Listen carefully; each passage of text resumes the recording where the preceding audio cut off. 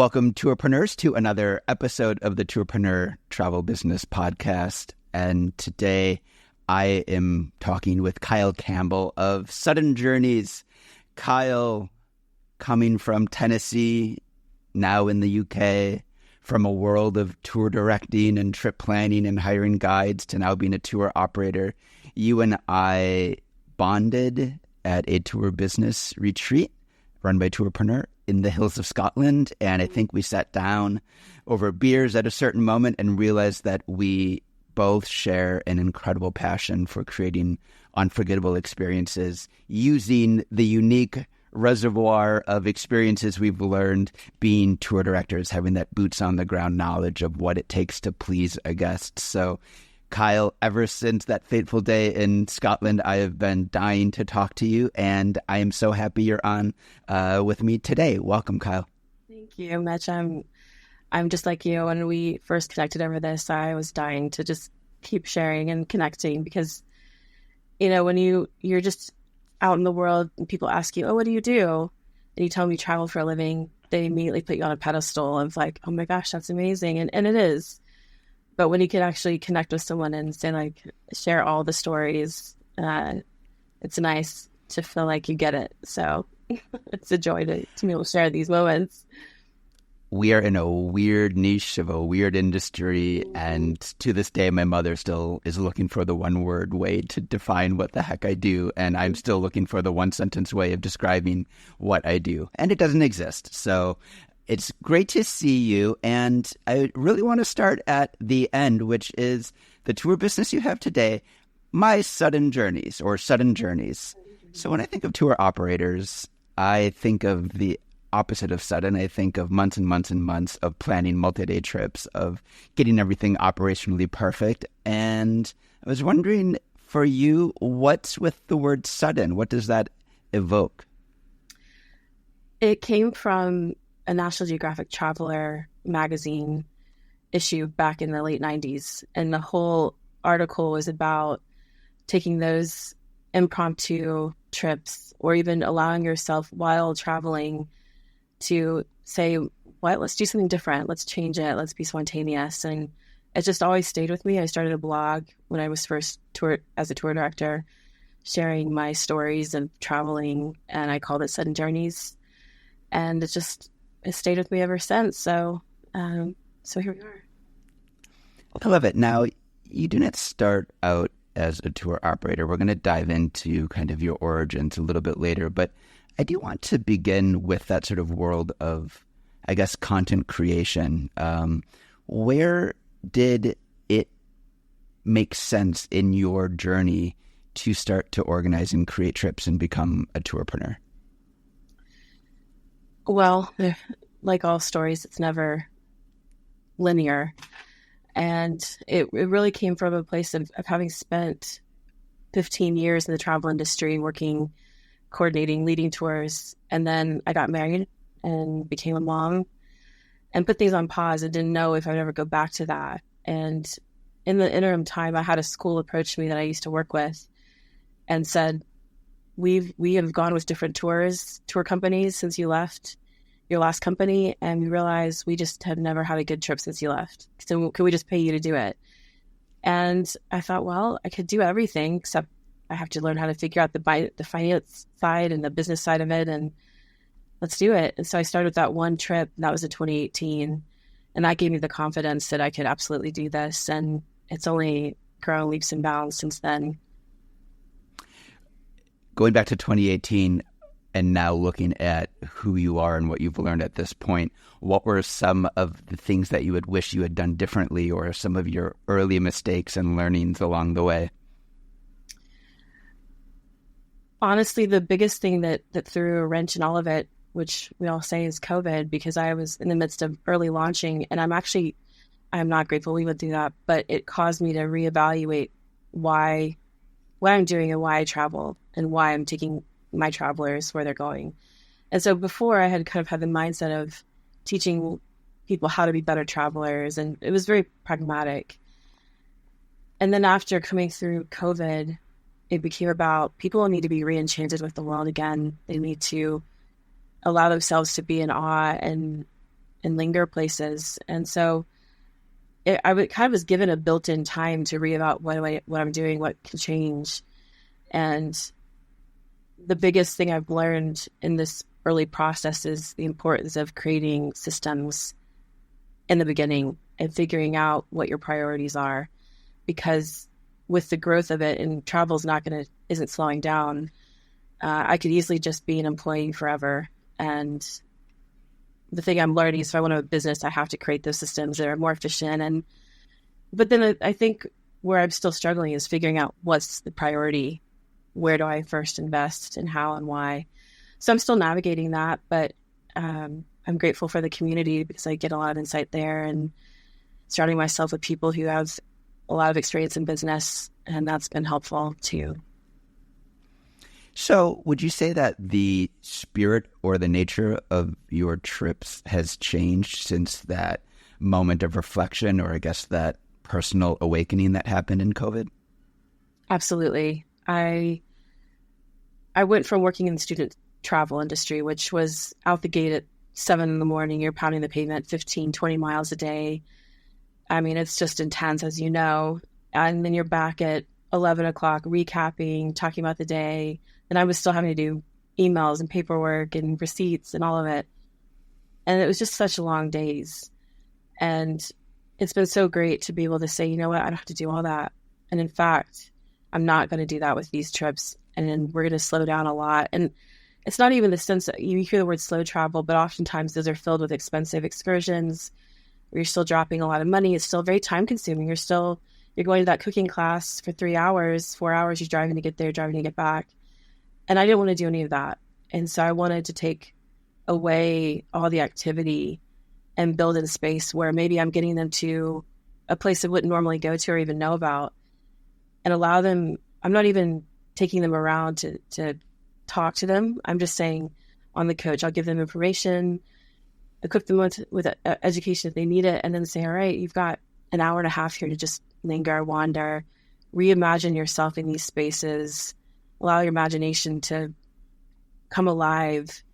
And that people love it. They've loved that, where they've not been chained to me as a guide, taking them around for an hour and a half. Today, in this new reincarnation of your company, who is your customer? And tell me a little bit about your trips. My customers tend to be women who they'll bring their spouses or their mother or daughter along. But I try to keep it open to be multi-generational. So I typically have a lot of couples, but it's usually the women who book the trip, and they found me through social media. And but I enjoy that I have all different ages. Sometimes I'll have kids on the group, 12 years old, sometimes a lot of retirees. So it's been all over the place, really. And I actually like that. I like that I'm not making it so niche that it's not open to discovering who can come on these trips. And then where are you going? Where are you taking them? All throughout the UK and Europe. Right now it's predominantly throughout the UK, and I've got a few trips going into Italy, France, Greece, Ireland, but right now it's mostly been England and Scotland. When I visit your website, and I highly recommend that every tourpreneur pause this and visit Kyle's website right now, I am greeted by a digital experience that feels somehow real. It almost feels tangible. And I think it has to do with your copywriting. It has to do with your visuals. But rarely do I kind of stand in awe the moment I load up a website. But the minute I arrive on your homepage, I'm greeted by a full-page image, and it's this longing for faraway places. And then the scroller keeps going, explore our storied places, be enchanted, be romanced, and each one of those is paired with incredible photography. Talk to me about your process in getting to the point of having such an evocative digital journey with your business. Well, that's an incredible compliment. Thank you. And don't tell me you just paid $50,000 to a fancy marketing agency. No, I know you didn't. Where I spent so many sleepless nights working on it. It's all me. My background is in art and design. I'm first and foremost, I'm an artist. And so if there's one thing you're taught, one of the many things you're taught in art school is it's all about how you present your work. And if you can't do that well, then you miss being able to share the message of what you're trying to convey through your work. So presentation and execution of that is everything. It kills me when I open a brochure and it's poorly designed because you've already lost me. So for me, getting the website right was hugely important. Sometimes people will give advice. They'll say, just get up and running, just go with it. Don't worry about it. But if you only have 3 seconds to capture someone's attention and we're over inundated with millions of images a day, what makes somebody stop? I think the importance of words and images, as you said, has to be evocative. You have to draw people in to say, what is this? I want to be there, and immerse themselves in that moment. So that I'm constantly thinking about what images capture and convey a moment that I felt in those very places.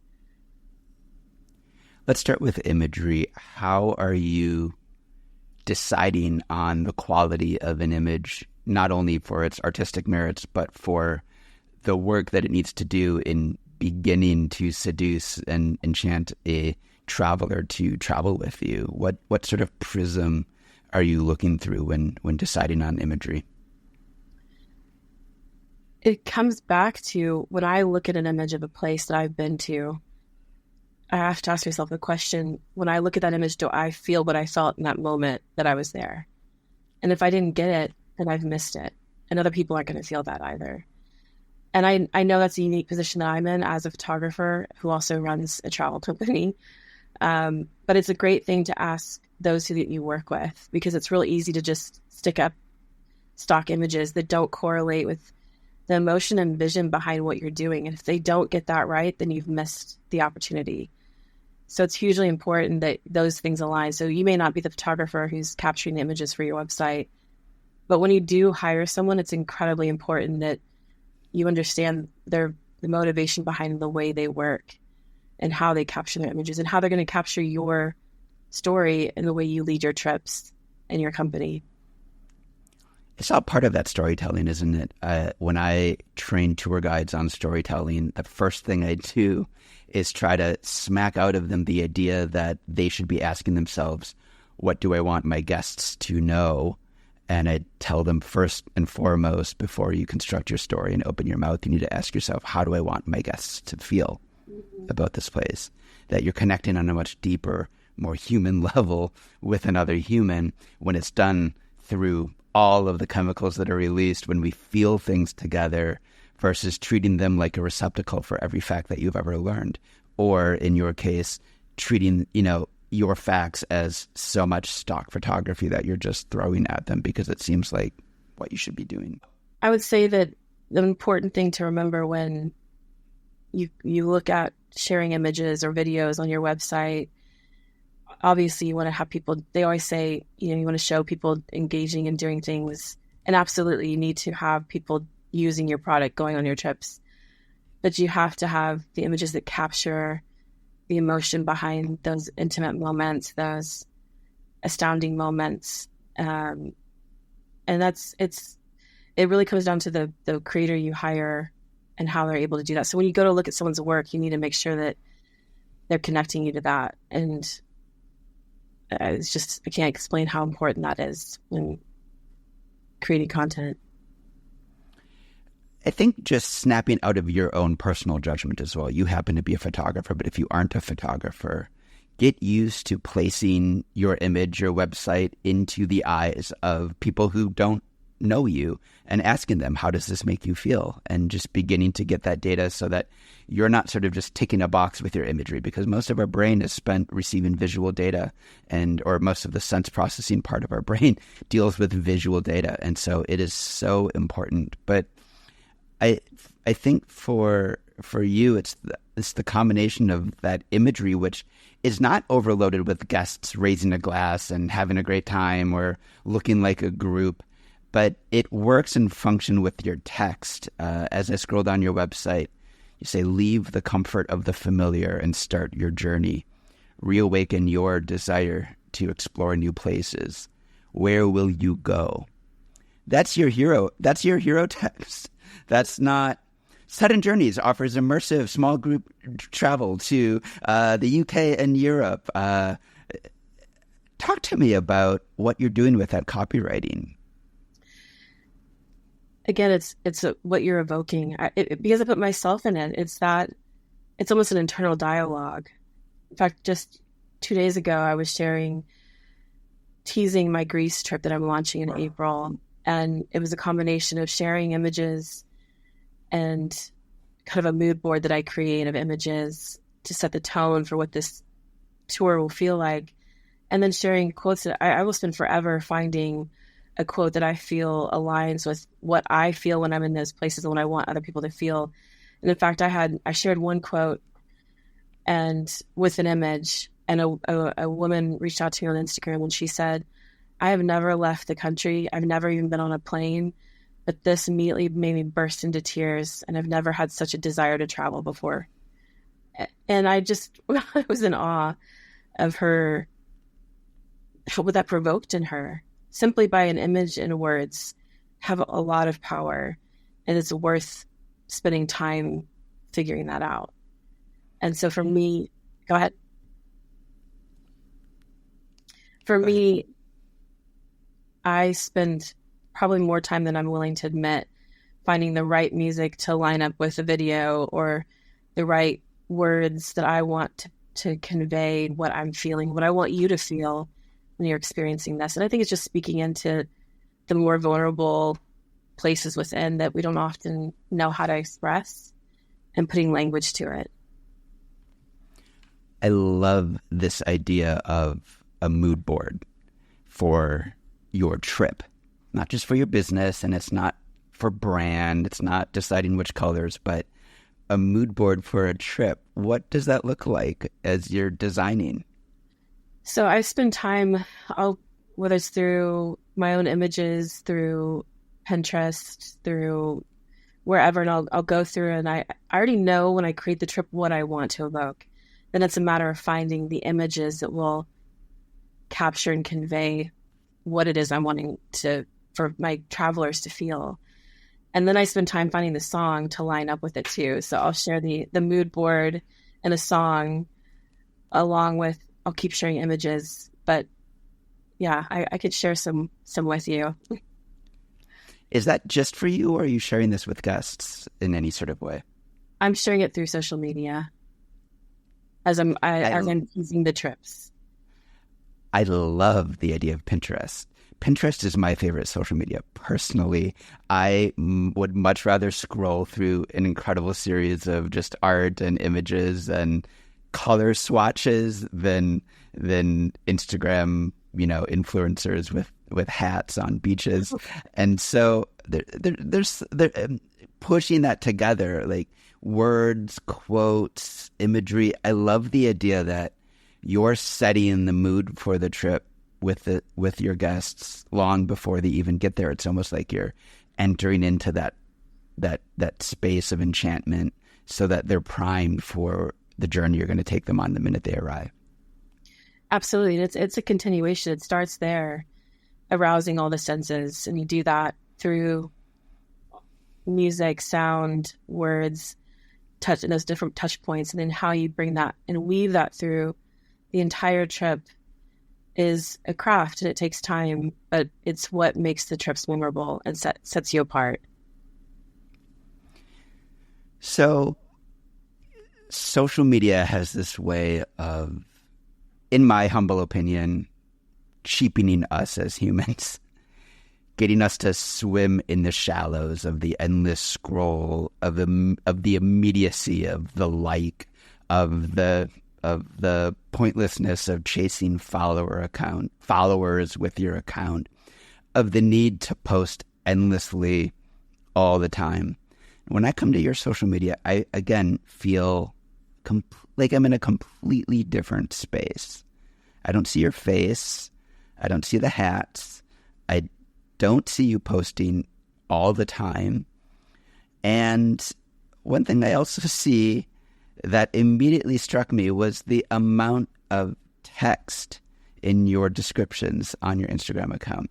So just one example, I'm looking at an image of a field, a couple of little flowers, muted colors, some greens, a quote that says, "A longing to be where your spirit lives." And I'm not going to read the whole text, but it begins with, "Why does visiting your ancestral home feel so familiar? Because our stories of movement are recorded in our bones." And you go on, you talk about the strange nature of our teeth.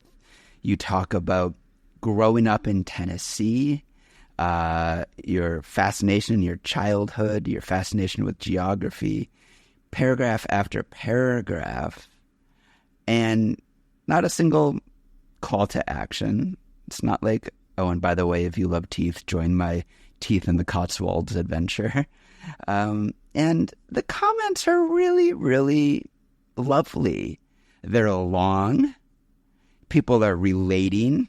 People are sharing their own experiences. What's going on with your Instagram? Where did this come from? This isn't Instagram. This is something different. All I know to do is to be honest and sharing my own story, my own journey. And I find that when you're vulnerable and you invite people into that, it gives them permission to do the same. And then it no longer feels like there's an us and me versus them, or I'm a provider of something. It's rather, you just feel this kindredship with people. And the amount of times that I have people who travel with me who say, "It's your images, your words, how much they moved me, they captivated me." That's a consistent comment that I get, which is such a gift to receive as an artist, but also it's humbling to think it's nothing else that I've done. And I don't have a big strategy or shiny strategy on how I go about doing this at all. I don't have the energy for it. So I'll also credit, I've been in a lot of therapy in my past. I understand the power of sharing more of yourself and letting people see your humanity. And I think that's incredibly important. It gives people the trust. There's a sense of trust that comes with that, I find. What would you say to people who think what you're doing is extremely unique to you and doesn't really apply to most tour operators or most businesses? I would say they would be missing out on an opportunity, because we can all be consumers and containers of our life and consume experiences or contain what we see. But we have this beautiful experience to enter into, to connect each other in ways that can be transformative. And to miss out on that opportunity simply because you say it's not who I am, I think you're missing the mark on a lot of levels. To go deeper to an experience, when travel is such a profound and privileged platform that we have. And so to take that moment and invite people into that through these more intimate or vulnerable moments, it's personal, and everybody has a different story. And that's what's so beautiful about it, is that we can all share something that's unique to us, and you can't copy that. And so it's a matter of discerning it and discerning when to share and how to share and trusting that. I think when you're meeting travelers, whether you're a walking tour operator, taking somebody on a hike, taking somebody on a 10-day adventure or 30-day adventures, as has been discussed in the Facebook group this morning, you're meeting a traveler already in a position of vulnerability. You're not needing to go somewhere extra with them. They're already removed from the type of authority or confidence that they have when they are at home, they're somewhere else. And in their brains, they're unplugged from some of those, not all, but some of those ways that they are by habit. And they're primed and they're ready to receive in a particularly vulnerable way. And matching that with your own vulnerability creates the conditions of something really special happening, a really powerful connection. And that can happen really quickly. I hate when people tell me, no, it can't, because I've been on walking tours that I've led, and after 2 hours, we're crying and hugging together.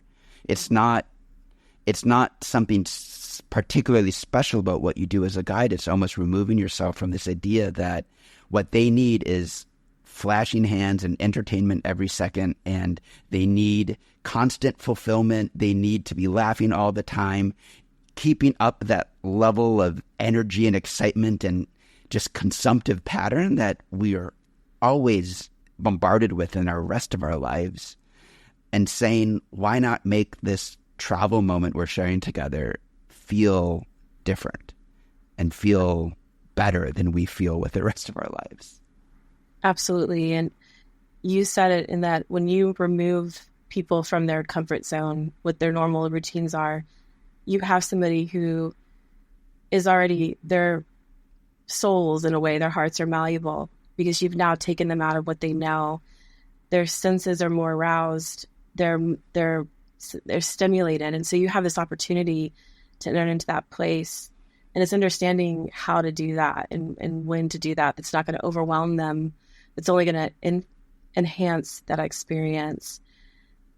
A simple example of this would be, I had a group a few months ago, and we were in the southern part of the Cotswolds, in what's considered the most beautiful village in all of England.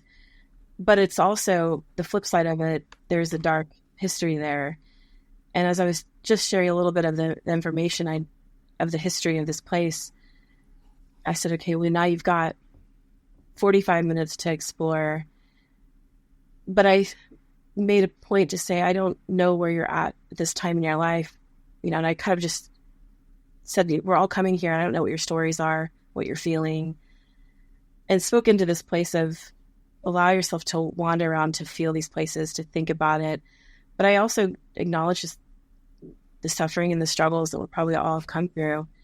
And I just saw a woman just wiping tears away. Like, so clearly, just stating that and moved something in her. And that's not a moment where you have to go rescue them, because that's the beauty, is you've given them the space to now go feel and allow themselves to process or experience or simply just be. And being in tune with that is something that I've learned along the way, to recognize those moments, to call into them, but then give them the space to feel it. And I don't need to do anything more than that.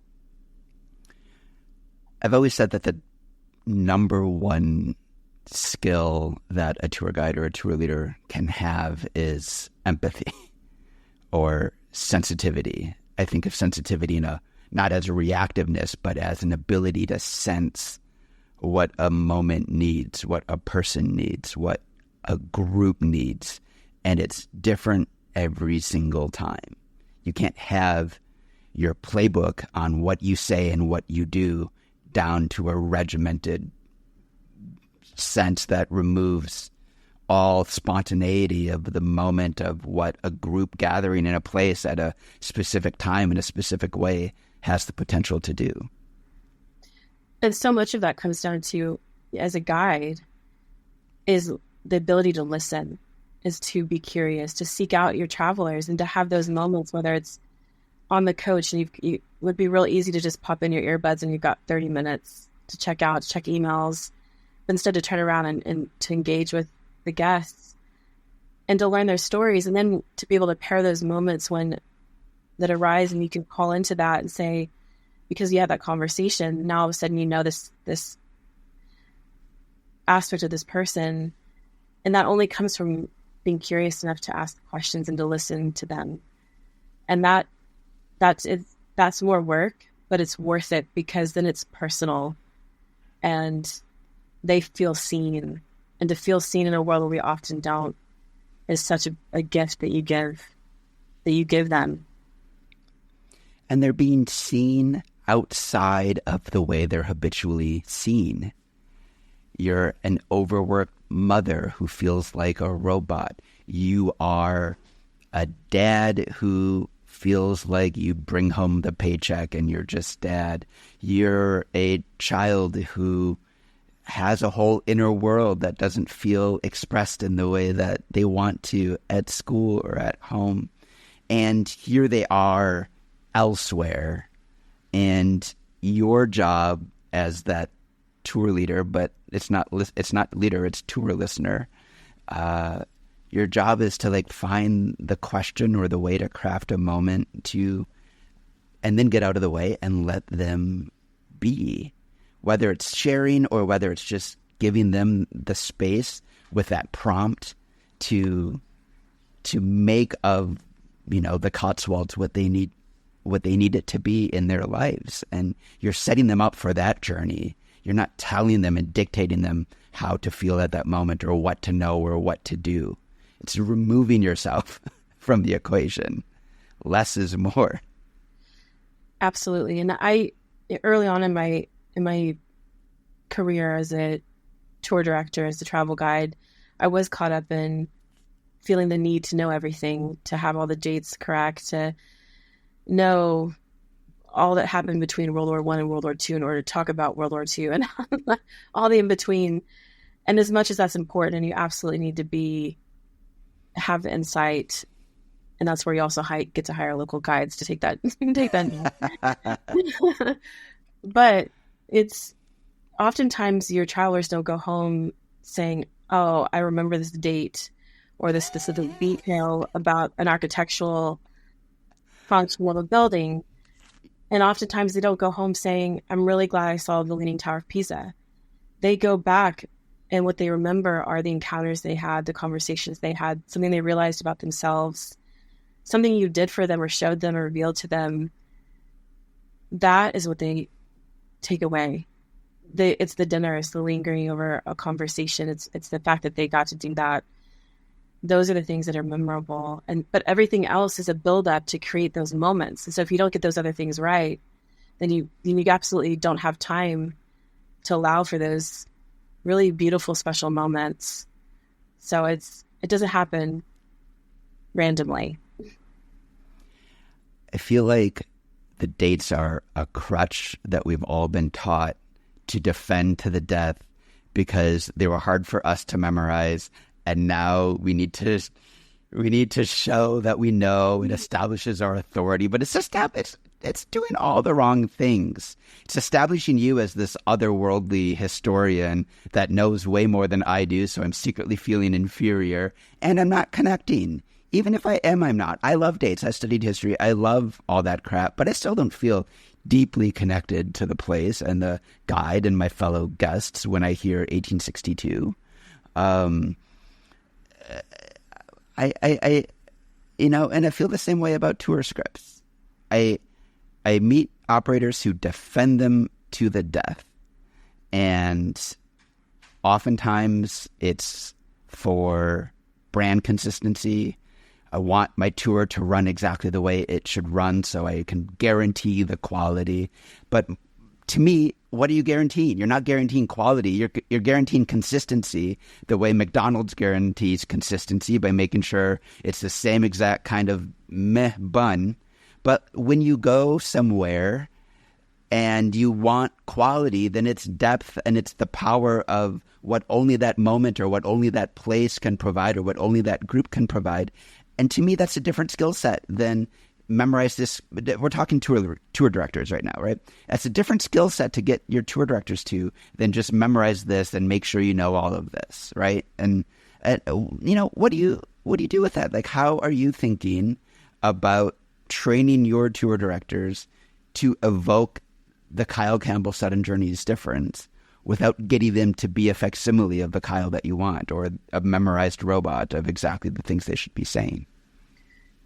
It's a great question. And it's one that everybody should be asking themselves when they set out to train guides, because you can have your own unique style, but you want to equip and empower your guides in their own unique way. But you do have your own company that is your overall heart and soul of what you do. And for me, it's always been about creating a dimensional experience. So history is only a facet of that.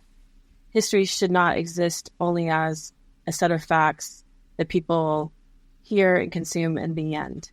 It's an aspect of telling a bigger picture of the history of a place, the culture, the current climate of a place. All of that forms this dimensional picture of a country, of a city. And then it doesn't stop there. That is, how does that view expand your understanding of the world around you and shatter stereotypes? But you have to be able to somehow connect it where there's something relatable. Because otherwise that history that you're teaching is forgettable and you've wasted everyone's time and energy. And so for me, it's always about understanding how do all these fit together to create a bigger picture that people can walk away from and see themselves in it, and how, even whether as Americans or wherever your guests are from, and where just themselves in their personal story. And I think that very much goes back to us as individuals and our desire to want to know where we come from, where our origins are, our family stories, is because we do have a desire to understand history, but to understand it out of context of how it relates to who we are right now doesn't mean anything. And so for me, it's about connecting all of that. And it's a complex picture, but I love the challenge of it because it has so much more meat to it than just simply telling someone dates or what happened here. That's irrelevant. Nobody's going to, especially when you're working with high school kids, as you and I have done. How do you get them to have any interest in this? You've got to somehow connect it to them. I love and plan on stealing that phrase, a dimensional experience.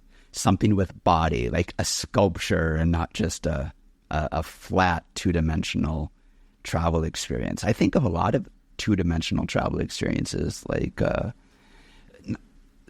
potentially two-dimensional travel experiences, like themed tours, like a ghost tour or an architectural tour, where I've taken them. I don't mean the category is two-dimensional. I mean, there's a tendency to think, well, what I do is architecture tours. Everything must just be about architecture. And I tell you every freaking thing you can imagine about buildings and columns and pillars. But there's a multidimensionality to somebody who is there to learn about architecture. Architecture is built environment, it's inhabited environment, which means it's also people, stories of construction, land, topography before it, connection to how you feel entering into this space, everything, even when it's a very narrow theme, a World War I walk-in tour, carries that dimensionality or that spatiality to it. That's hidden behind these kind of surface words. Well, and it's taking an interest in the people who live and exist in those places.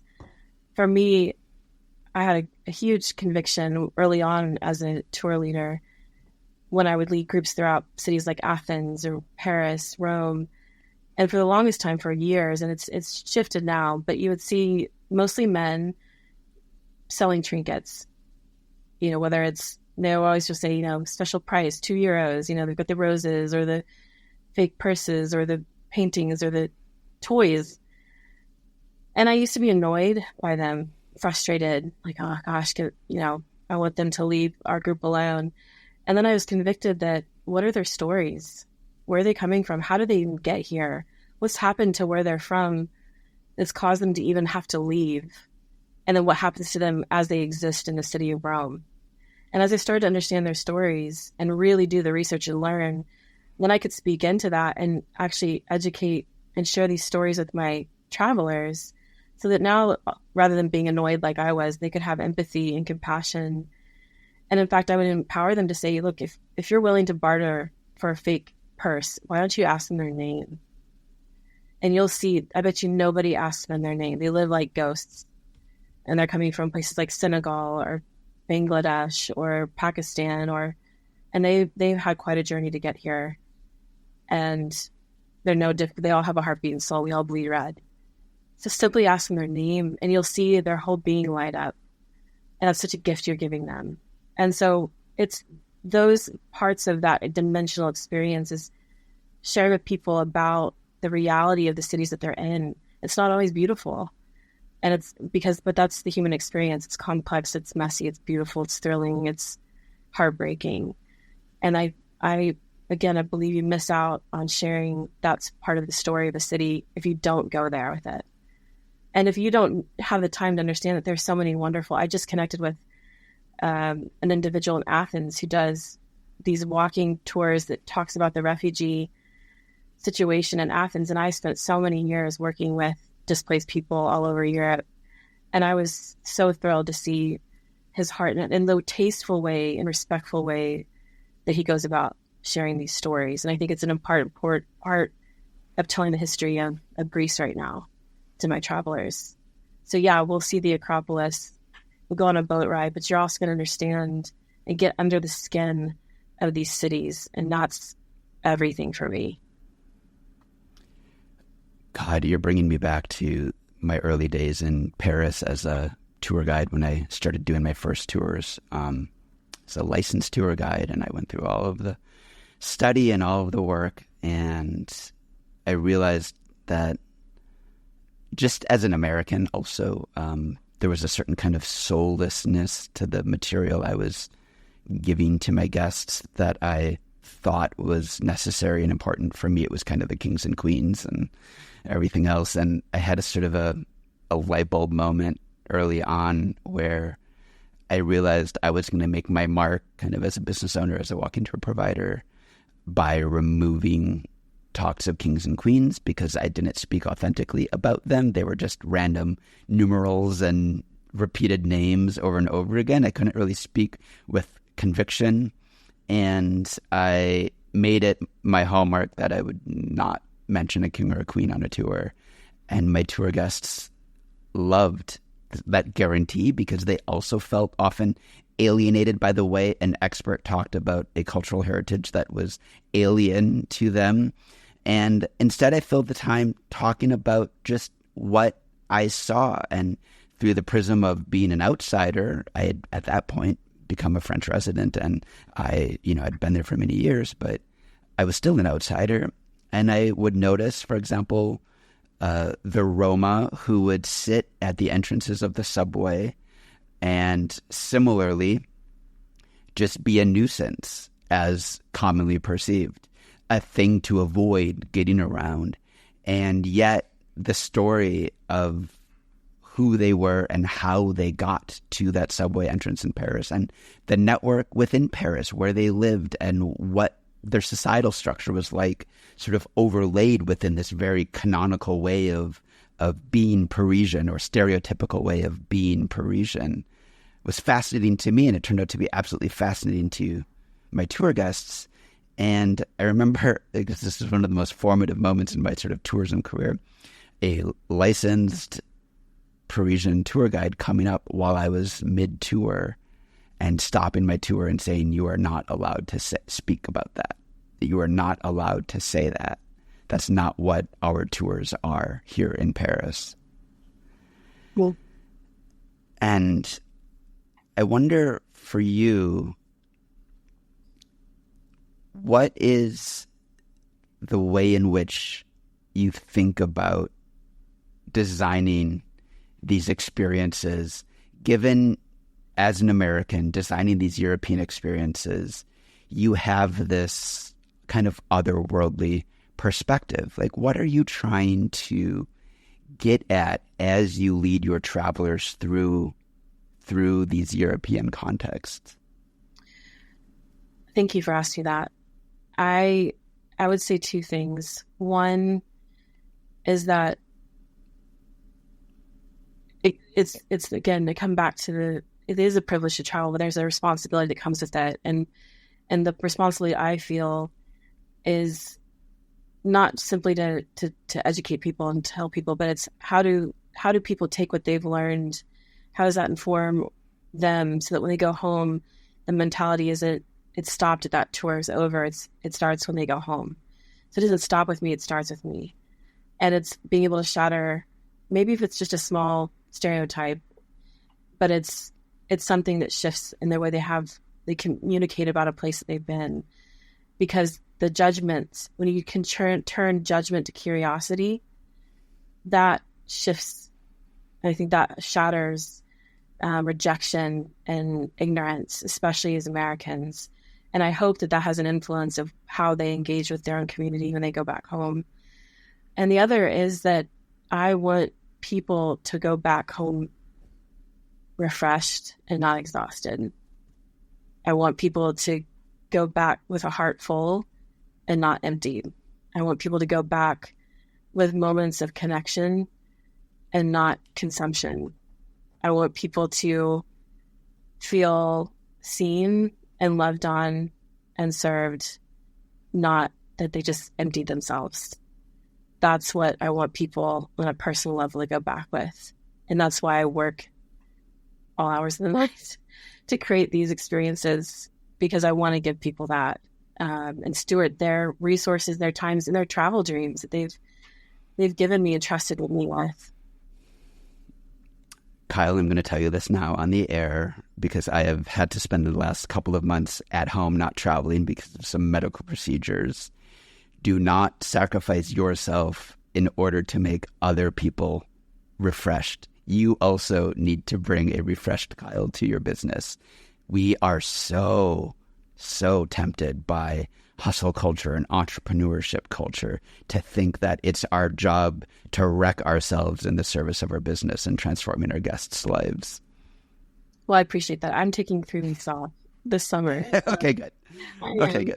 I'm working towards that, but it's behind the scenes to get there. And I do have boundaries. I know when to stop, and I also know when I just have to work hard. But it's important. It's important. I'm really speaking to all tourpreneurs out there, not you. But the number of times I hear these incredible lofty goals, and yet the person behind it isn't getting paid, isn't sleeping, isn't living a life worthy of the transformations that they're creating in other people, and that you're not doing the world or your travelers a service by wrecking yourself. I agree. Well, I'm finally getting paid what I deserve, and I'm thriving at what I do, and I'm grateful that I get to be a part of this. I think that to finally take all this experience from decades of working as a travel guide, as a tour leader, working as a trip coordinator, as a director of a program, to now owning and being able to have my hands in all aspects of it, it's really an honor to get to be a part of all of this and to use our own unique experiences and perspective to do something with that and not just be knowledgeable about it. And I think that for me, this has been, it's exciting because it's almost like the sky's the limit. Where do you want to go with it? Yeah. Kyle, you and I both got our feet wet in this industry in a very unique way, working as student tour directors. And for my money, I do not think there is a better way to understand what it takes to connect with people, change them, delight them, and what an immense responsibility, but also reward it is. Talk to me about the lessons learned or the thoughts on your mind about the gift of getting to be a tour director and what that role entails. It changed my life. I loved it. It was a circus, but it was unbelievable to get to work with teenagers. Often I would tell people what I do, and they would say, "Oh, I've got to work with teenagers," and I would say, "Actually, I really love it because they are so excited. They're like sponges, and they just soak everything up." And so, getting to be creative with how you engage and share with them was always such a fun challenge. But I found one of the biggest things that meant so much was learning their names, because you could easily go through these groups where you have 20, 30, 60 kids for 7 days, and they're just a number. But taking a moment to really get to know their names is hugely important to them. I would get that all the time. Thank you for knowing my name. And then even teachers coming back and saying, you spent time to have relationships with these kids. And it's a unique role because you're not their parent, you're not their teacher, but you're like this cool older person in their life that travels. And so you already are given a platform that just by being who you are in that position for them that week that you're with them. So it was on those trips, I had so many things that went wrong that you have to be a problem solver. You can't, when you want to just crawl under a rock and die, you've got to be the one to deal with it. And that job taught me that there's always a solution to every problem, even if you think it's impossible.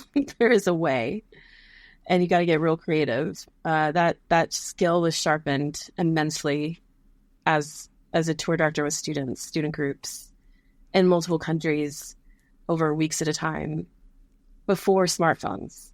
Let me add that. When you actually no smartphones. When you had to use your mind and critical analytical thinking, and you had to problem solve in foreign languages, that's a skill that is one you and I have honed that has probably served us very well at what we do now. Kyle, I remember getting out of the motor coach, pulling over at a phone booth in the middle of nowhere in Germany, and getting out my bag of German coins, putting them in the phone in order to call Italy and use my horrible Italian to confirm that night's dinner reservation. Yeah, I can remember getting to Geneva, and I had a coach driver. It was delayed late, and my trip coordinator didn't set up dinner, and no place would ever take credit cards. So trying to find an ATM that would pull out enough cash for 80 people. So you're going to like 3 ATMs, carrying like 1,000, the money, like so much, $1,000 of cash, and then pleading with the restaurants to take 60 of you last minute. All in 45 minutes while your group has no idea that you have nothing figured out for dinner. I can one down you.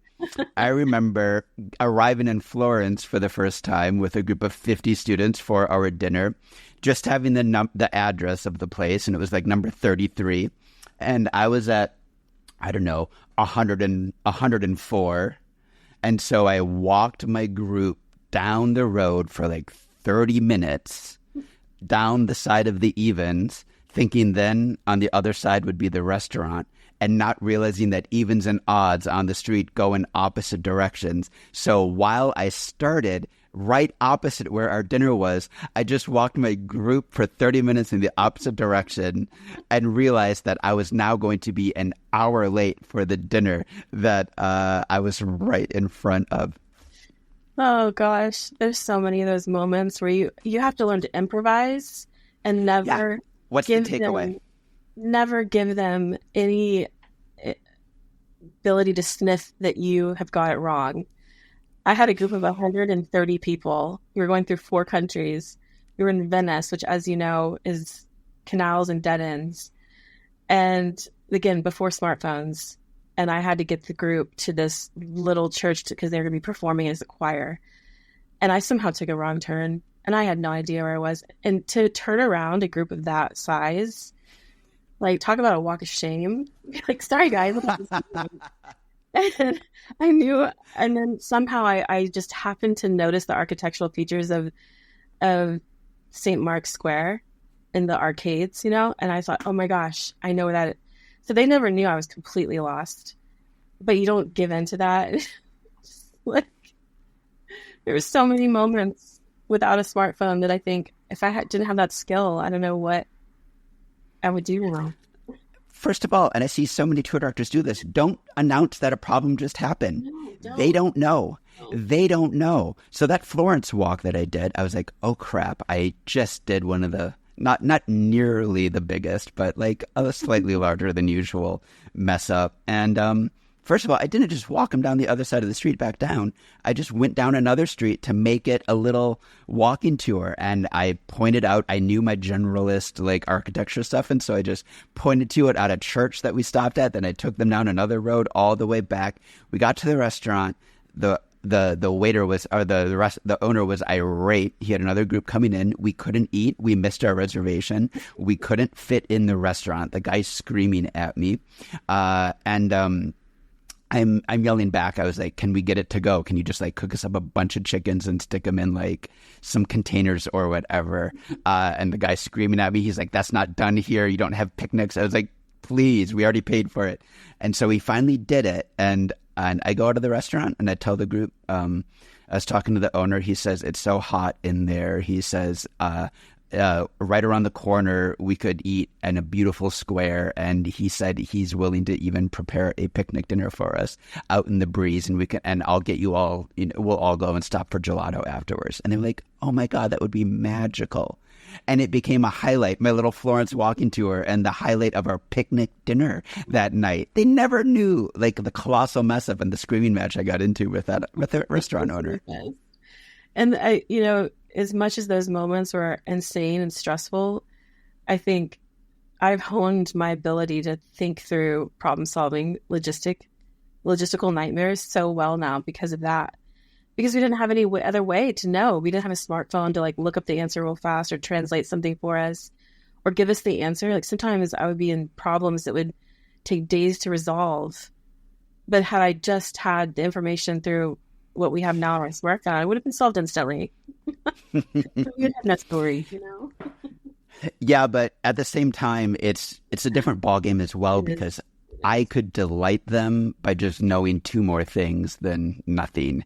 Whereas now they can load it up on Wikipedia. And so what you need to be doing as a storyteller and what you're doing engaging wise is I've had to raise the bar to such an extraordinary level compared to the crap I got away with 25 years ago. They were just happy to be on the road and not totally lost, even though secretly we were totally lost. But you're right. Like what we learned is 2 things. Number 1, what I call duck feet, which is hide what you're doing under the water and just look smooth and graceful as you float serenely in front of the guests. Hide the duck feet. Don't let them smell fear. Don't announce your errors.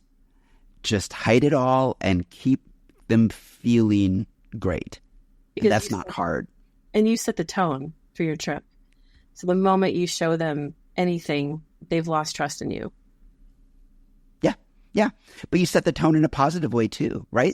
Through those prompts. Like you can also get away with saying and doing so much less if what you are doing is very special, magical, creating these moments. I always called it like be a Beyonce. Don't just always be there in a normal fashion. When you come out, something special is going to happen. Or when you're there, I don't go shopping with all my guests and I'm not just there. It's like I would come out and then it would be about the extraordinary, about a special moment. And I think what you and I did, because we didn't have a choice. I mean, again, we're not recommending follow this career path, but like back then you didn't have a choice but to sort of like have to figure this out. We were able to sniff magic. We were able to smell it and create these moments out of nothing. I remember, like you, totally lost in Venice and walking with my guests. Again, they were like losing faith in me by the step. And I saw ahead of me these golden hues just like emanating from around the corner. And I turned my guests around and I said, I bet you're wondering where we are. Secretly, so was I. I said, I bet you wonder why I've taken you down these 17 back alleys. And I said, it's because in Venice, you cannot see the light for days. All you see are these winding alleys, these cobblestones, and you just get submerged in Venice. And it makes certain vistas unforgettable. Follow me. And we turned the corner. And it was just this stunning sunset over the canal, filling the entire waterway with just this golden hue. And all my guests at the end of like 14 days with me said that was the most magical moment. And all I did was notice and then make it into a reveal rather than, hey, do you all want to see a nice sunset? I didn't tell them what we're going to do. I just made it part of that adventure and let them have the revelation inside of them, not me shoving it down their throats, but telling them what we're going to do next. Well, I think it's important that you find those moments. Sometimes you don't know what they're going to be until, like you said, you have to discern it. There's a photographer who coined the phrase "the decisive moment." And it's anticipating before you even capture a scene. It's almost that you're anticipating it as it happens. And I translate that into being a travel guide, and a company as a tour operator is anticipating those moments. I had a group back in April, actually here in the county where I live in Northamptonshire. And it was right about the time when what's called the dawn chorus happens, where you hear the first bird to break dawn. Because it is, I grew up in the South in the States and not in Tennessee, where it is a cacophony of sound. It's so loud in the summer with cicadas and all the noises of summer. Here, it's completely silent. And then there's the first bird that breaks, and then all the birds start. And so I invited some of my guests, I said, who to come with me in the morning to experience something that they wouldn't probably experience anywhere else. And so if you said yes, so I roll up at like 4 a.m. with thermoses of tea and hot chocolate, and they take them to one of my favorite little parish churches on the dead end road. We walk, and it's just barely the light of sun is just starting to come up, and walk into this churchyard, and you hear those first birds, and we're just drinking tea, and then we walk out into a pasture, and the sheep are all there, and it was such a amazing moment. But it was so simple. But it was noticing to invite them into it after just a conversation the night before, thinking, I think they would love this. And again, that became one of the highlights for several of the people in the group. But again, it was just listening to my guests, what they love, and inviting them into it.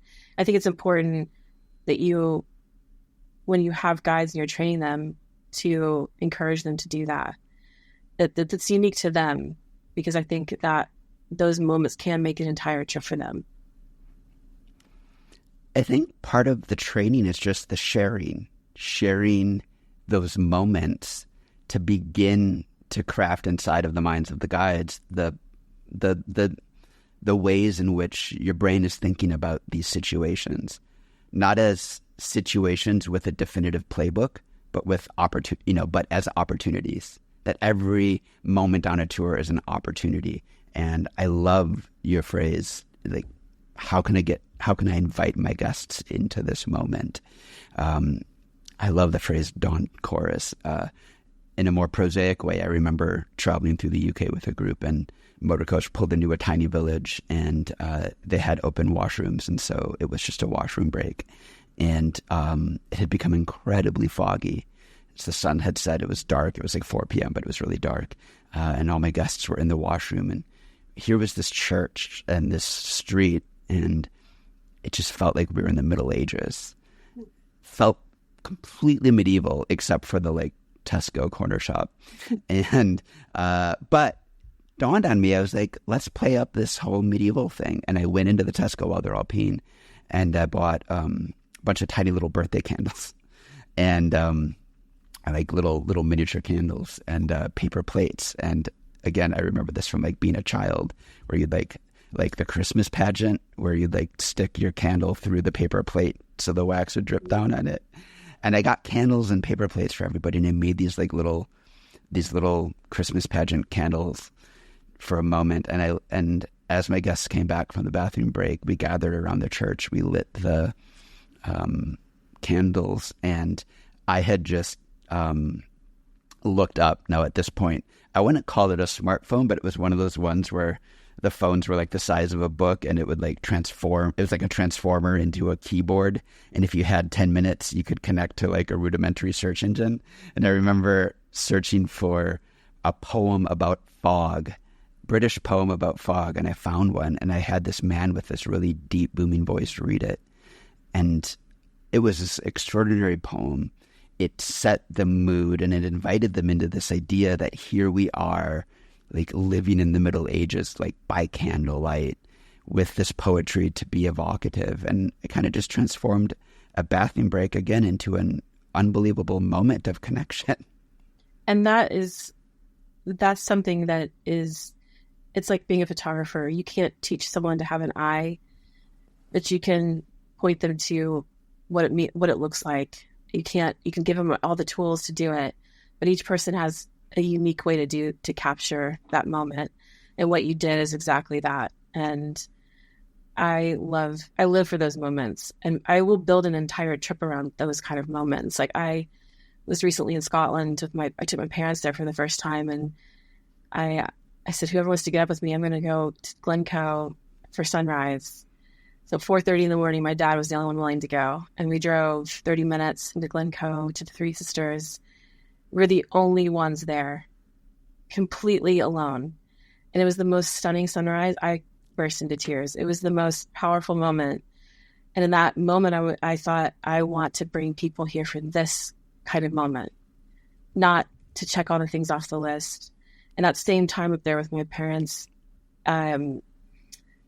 we were at Kilchurn Castle, and we just happened upon a woman who was from Switzerland playing the bagpipes just out in the field in front of this castle.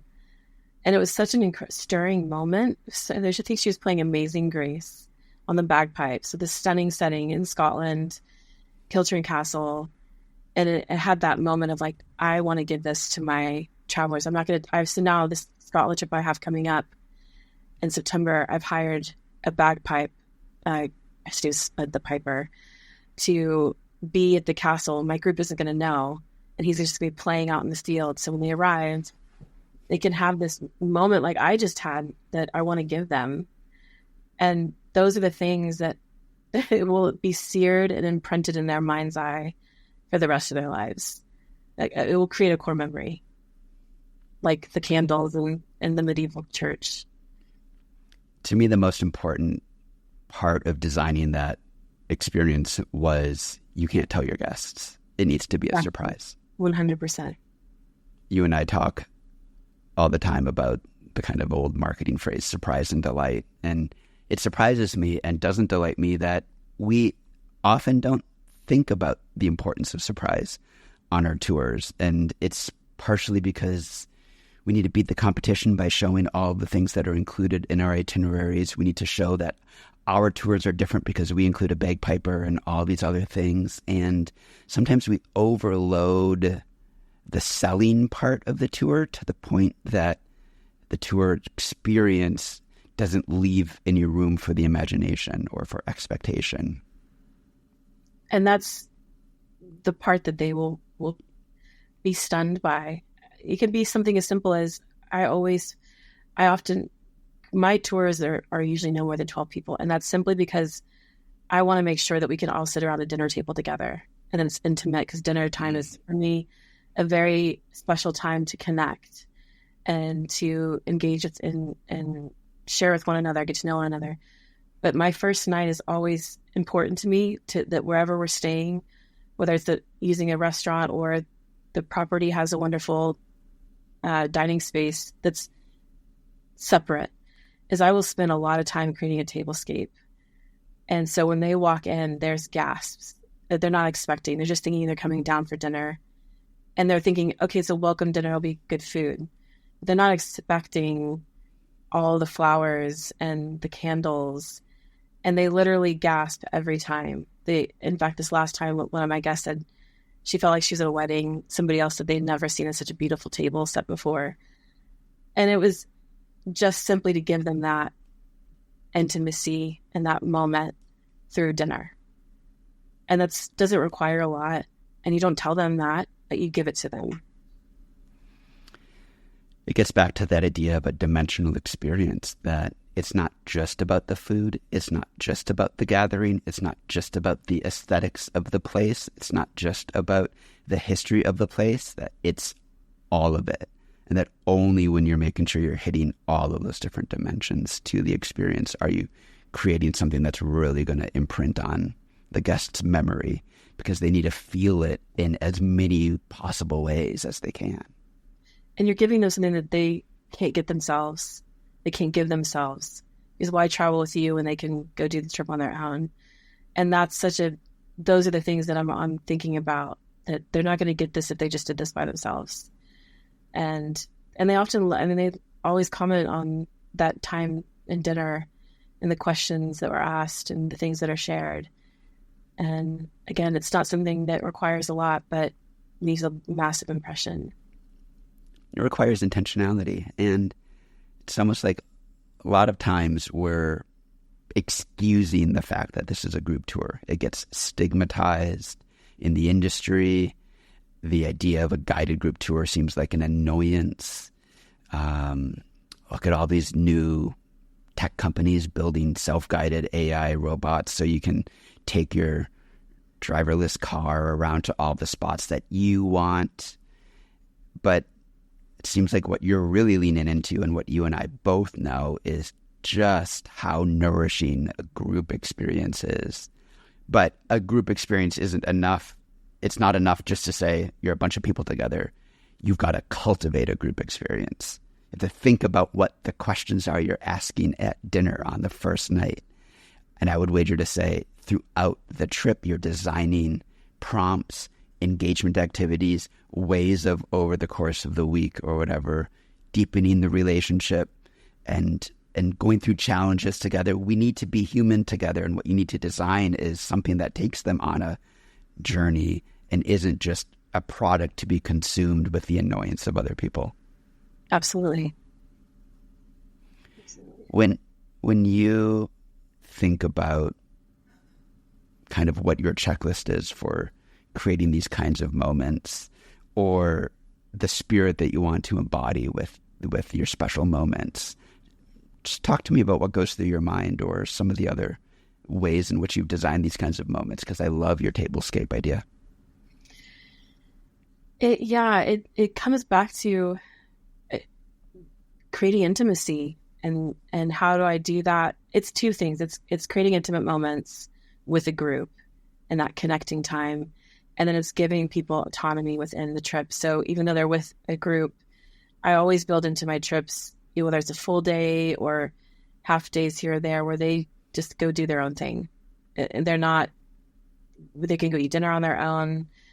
They have time to explore on their own. And that way it's a good balance. It's not even about balance. It's just learning to know what they need, what they want, and providing those two spaces where they can connect and then they can disconnect and be on their own. And so each trip looks a little different. None of them are the same, but then it's also about the atmosphere of the place that we're going to. And so if it's Italy, it's a very different experience and feeling than if I'm going to take them somewhere in the English countryside versus the Highlands of Scotland versus Athens.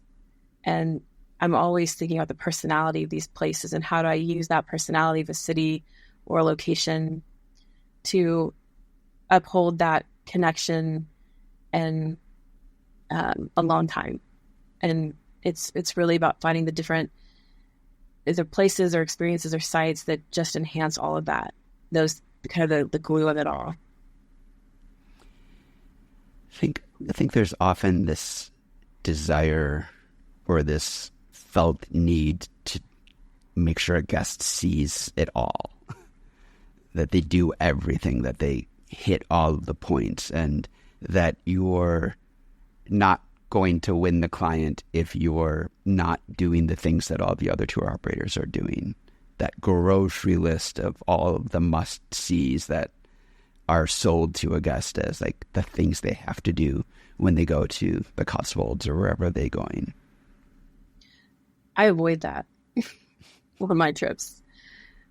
When I'm in Paris, I'm not taking you to the Eiffel Tower, but I give you free time. So if on your free time, or my trips start where usually there's a bookended weekend, they can go do that on their own terms. But instead, what I will do with you in Paris is we'll stay out late. I'll take you to my favorite jazz bars. Or in London, I'll take I have a small group and we'll go past 2 o'clock at night and I'll take them through Soho or Shoreditch and we'll do street photography for the night.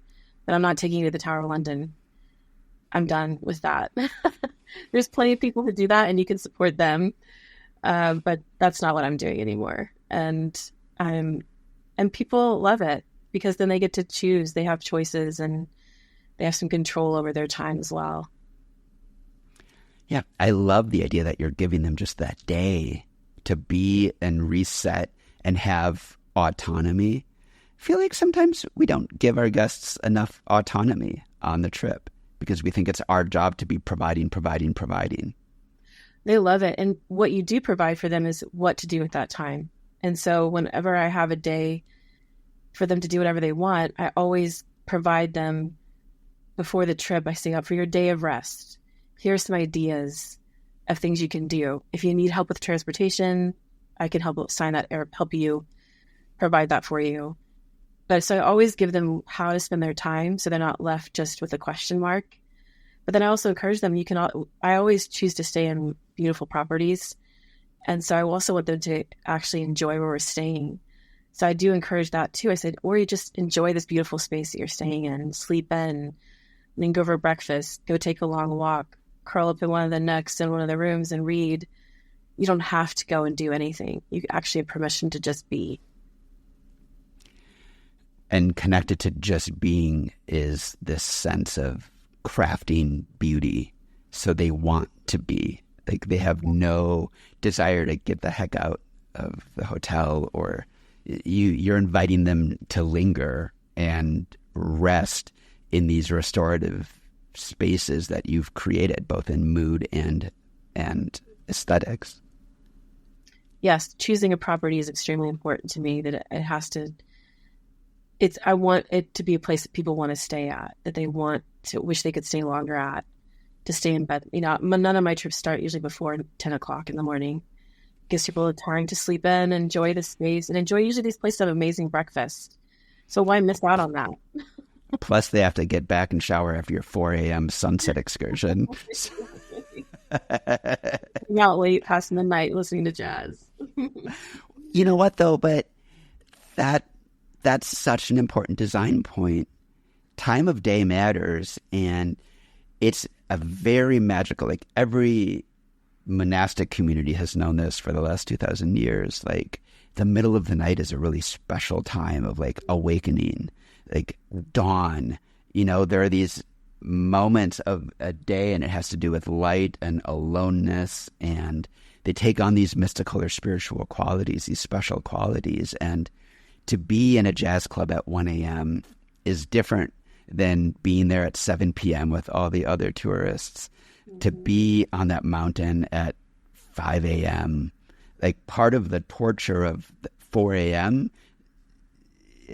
Gets absorbed into how you connect with the experience. I remember this when I took a tour, and our tour director insisted on going to the Alhambra at sunrise at like 4:30 a.m. and it was freezing out. It was horrendous. It was like that kind of period in Spain where it's like when it was like desert weather. It's like sundown, it was like 10 degrees, and sun up, it was like 400 degrees. Yeah. But the moment that sun rose over this medieval place that has passed through Islam and Christianity so many times, and then just being assaulted with this sudden kind of divine light, I'm still talking about it. That was like 25 years ago. Here I am just randomly talking about it. And for most of it, I was miserable. So it's like there's a certain way in which don't shy away from like the pain, if you know what I mean, like through discomfort. Yeah, for a moment, right. That it's not just always providing luxury and perfection, that a real journey needs, like for the hero to go on a journey, he needs those battles, he needs that conflict along the way. I mean, getting up at 4 a.m. when I want to stay in a really comfortable bed and it's warm, and to go in the cold out into the highlands. But that sunrise, I will forever remember that the rest of my life. It was worth it. Driving through tired eyes, wondering what will I see when I get there. And now I'm just anticipating it. I'm anticipating it again. And it's worth the discomfort for such a moment. I remember 5 a.m. in the Scottish Highlands with you, and we began our Tourpreneur business retreat by putting on wetsuits and all jumping into the ice black lake at sunrise for ritual cleansing before we began the destruction of our tour businesses and rebuilding of them. Yes. But what a setting it was. When you try to, I guess, encapsulate kind of these decades of experience that you've had in how you relate to and train and look for your tour leaders, now that your business has grown to the point that you've hired a few of them, how have you gone about that? Because it's a big struggle for the solopreneur who has such a nurturing, caring, and unique perspective on their business, how they can grow their business and also relieve themselves personally of the pressure of showing up daily for the business as the tour leader by breathing that life into another individual. Spend the next 45 minutes breaking that down for me. Just kidding. I'm really fortunate to have people come to me saying, I would love to work for you if there's ever an opportunity. People who I actually used to work for in other companies that I actually trained forever ago. You know, we've now 20 years later, we have some different life experiences in time. And so it's been fun to revisit some of those relationships, but then also seeing it in other people. I have a friend who, she's got 4 kids. She's always homeschooled her kids. Her kids are getting older now. She's extremely organized. She's passionate about, she's lived here in England, passionate about it. And I just approached her and I said, I think you would make a phenomenal tour leader. And she lit up. She's like, oh my gosh, that's such a dream of mine. And it's learning to see that in people and ask them, is this something you would ever be willing to do? And she's in a great position where this doesn't have to be her sole income, and she can afford to be gone for 3 or 4 trips a year, which is all I really need from her. But what I've done is I've found people who have an area that they're passionate about and have experience in, and I'm actually hiring them to design the itinerary. So I'm paying them to design the trip that they want to lead so that they have investment in it. It's almost like they're taking the ownership, it's their trip. And that makes them more a part of it than just me hiring them to lead my trip. So I've been collaborating with people who I've been intentional to say, I think I would love to work with you for 3 or 4 trips, but I would love for you to design this trip and we'll work together to make it happen, and you would guide it.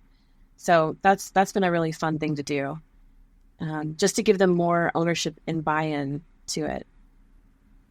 I love that. How are you making sure it still feels and is a sudden journey?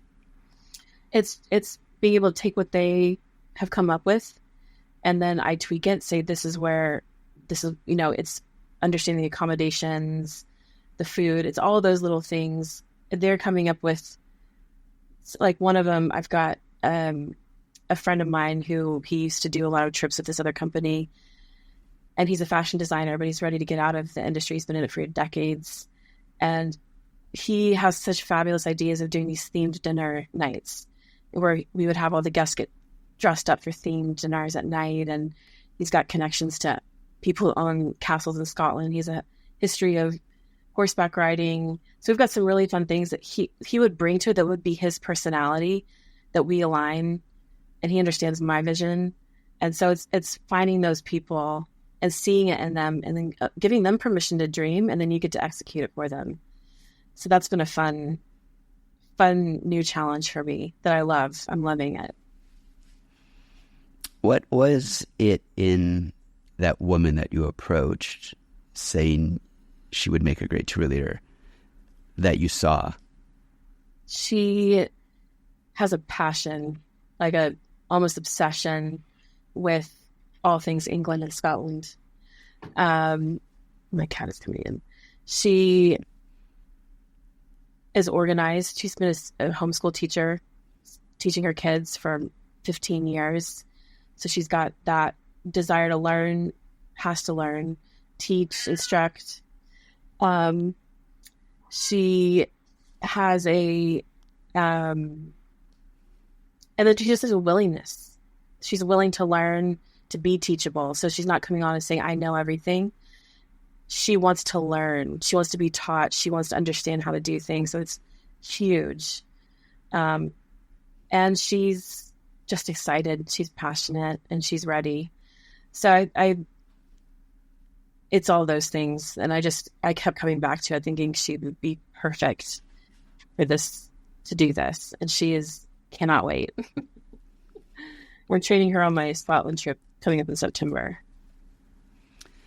Well, Kyle, speaking of not waiting, I think your cat is ready to be fed. It is passionate about us wrapping this up. I've already very selfishly kept you for 30 minutes longer than I should have, but I couldn't resist because you are so unique, I think, in your sensitivities to these aspects that end up meaning everything, not only for your guests and for the experience, but as a business, because that's a set of people who are just going to keep coming back, wanting to be fed more and more by how you nourish them. And it has very little to do with exactly what they're seeing, but rather how they're seeing it. So thank you so much for this conversation. And I really appreciate you being so vulnerable and so thoughtful with our audience and for sharing your wisdom. Absolutely. It's been a pleasure and a joy to share with this community. As always, show notes and videos and links to Kyle's business and Instagram and everything else will be on tourpreneur.com.